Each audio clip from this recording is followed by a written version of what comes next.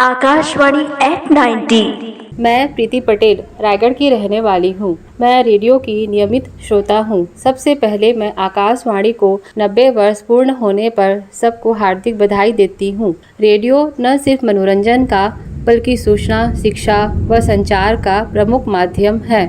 जन जन तक सूचना पहुंचाना एवं अपने कार्यक्रमों के माध्यम से रोचक तरीके से एक बड़े समुदाय को शोभित करने का काम आकाशवाणी कर रहा है। आकाशवाणी से प्रसारित फिल्मी गीतों के कार्यक्रम बड़े ही रोचक व मनमोहक होते हैं। खासकर फरमाइशी फिल्मों गीतों का कार्यक्रम जिसमें हम अपना नाम सुनने को लालायित रहते हैं।